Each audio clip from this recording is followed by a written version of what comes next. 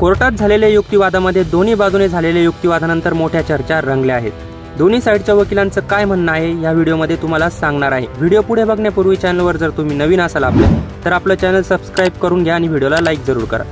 पुण्यातील Swargate ST bus डेपोमध्ये एका 26 वर्षीय तरुणीवरील अत्याचार प्रकरणातील आरोपी दत्तात्रय गाडे याला पोलिसांनी स्थानिकांच्या मदतीने शुक्रवारी ताब्यात घेतलं। त्याला गुन्हाटी या गावातून रात्री उशिरा 1:30 वाजण्याच्या सुमारास तो जाळ्यात सापडला।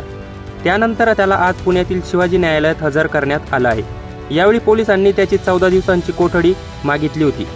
सरकारी वकील आणि आरोपी वकिलांच्या युक्तिवादानंतर न्यायालयाने आरोपी दत्तात्रय गाडेला 12 मार्चपर्यंत पोलीस कोठडी सुनावली आहे। मात्र काल कोर्टात झालेल्या युक्तिवादामध्ये दोन्ही बाजूने झालेल्या युक्तिवादानंतर मोठ्या चर्चा रंगल्या आहेत। या प्रकरणाचे तपास अधिकारी युवराज नांद्रे यांनी कोर्टात सांगितले की एकीकडे तरुणीने आरोपीला विनंतीही केली की मला बाहेर सोडा, पण आरोपीने तिला जबरदस्ती तिच्यावर अत्याचार केला। तर दुसरीकडे दोघांच्या सहमतीने शारीरिक संबंध झाल्याचा दावा आरोपीच्या वकिलांनी केला आहे। आरोपीचे वकील म्हणाले या घटनेनंतर बसमधून दोघे व्यवस्थित बाहेर आले। नंतर आरोपी निघून गेला तर मुलगी दुसऱ्या बसच्या दिशेने गेली। हे सीसीटीव्ही फुटेजमध्ये दिसून आले आहे। या दोघांच्या युक्तिवादानंतर चर्चांना उधाण आलं आहे। स्वारगेट बसमधील बलात्कार प्रकरणाचे तपास अधिकारी युवराज नांद्रे यांनी या घटनेविषयी सविस्तर माहिती कोर्टात न्यायाधीशांपुढे मांडली आहे। 25 फेब्रुवारीला स्वारगेट पोलीस स्टेशनच्या हद्दीत ही घटना घडली आहे। त्यात गुन्हा नोंद करण्यात आला आहे। या घटनेतील फिर्यादी मूळ गावी जाण्यासाठी स्वारगेट एसटी स्टँडवर आल्या होत्या। अचानक एक व्यक्ती या पीडित तरुणीच्या जवळ आला। त्यांनी तिला विचारलं, ताई कुठं जायचं आहे?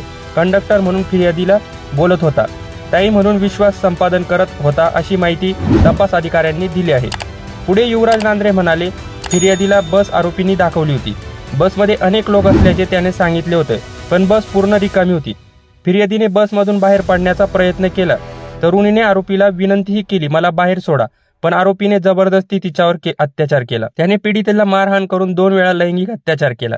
अत्याचार करून तो पळून गेला। त्यानंतर मित्राच्या सांगण्यावरून फिर्यादीने तक्रार दिली आणि पोलीस ठाण्यामध्ये गुन्हा दाखल करण्यात आला।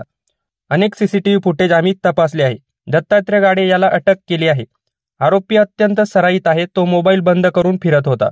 त्याच्यावर अनेक गुन्हेही दाखल करण्यात आलेले आहे अशी माहिती त्यांनी दिली। तर दोघांच्या सहमतीने शारीरिक संबंध झाल्याचं असं आरोपीच्या वकिलांचा दावा आहे। न्यायालयाने आरोपीला 12 मार्चपर्यंत पोलीस कोठडी दिली आहे।